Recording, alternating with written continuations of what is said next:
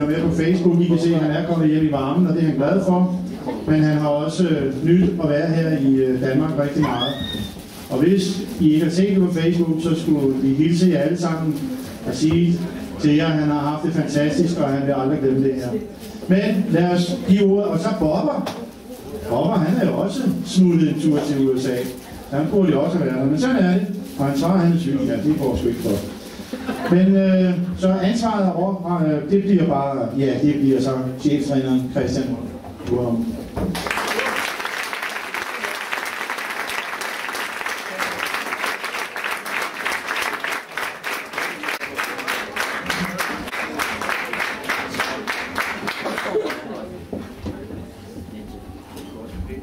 Hej alle sammen, skal lige være sikker på, at det hele passer.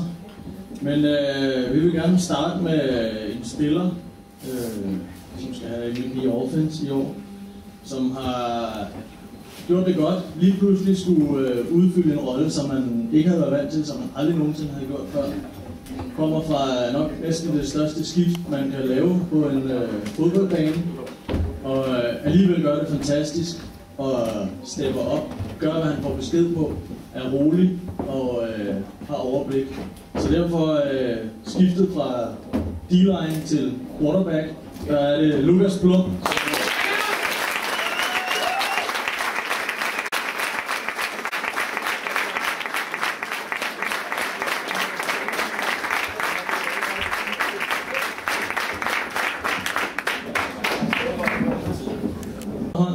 Men der er ingen tvivl om, hvem der rammer hårdest.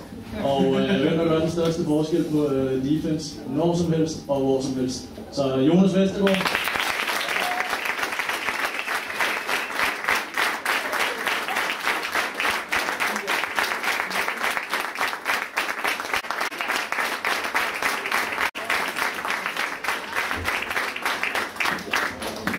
En leadership award, som kan betyde mange ting, men i år blev vi enige om, mig og Scott, at det skulle gå til en, som ikke nødvendigvis er ham, der siger mest på banen. Det kan være svært, når man koncentrerer sig og spiller fodbold, og man er rookie det første år, man nogensinde spiller fodbold, og så rent faktisk stå og råbe og skrige og prøve at opmuntre resten af holdet. Men hvis man giver den gas til træning, og man giver den gas på banen, altid, lige meget hvad, lige meget det gør ondt, så rejser man sig op igen.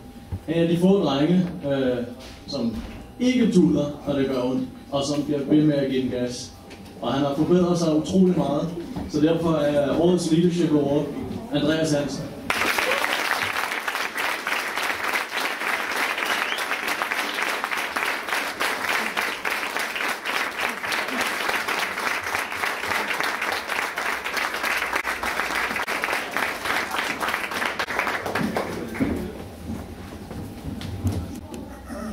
Jeg har 2 tilbage, og vi tager så til årets spiller nu, som skal have den her pris, fordi han er en af de spillere, som når vi er på røven, og vi har 5 folk, der ligger ned og ringer efter 3 ambulancer, og jeg ved ikke hvad, så er det ham, der står inde på banen og gør næsten hvad som helst.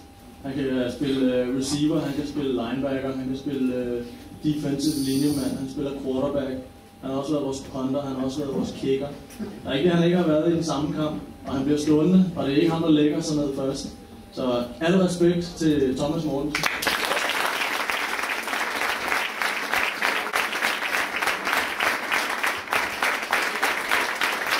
Og det er også en rookie, som ikke har spillet 13, han er kommet ind på gaden nærmest.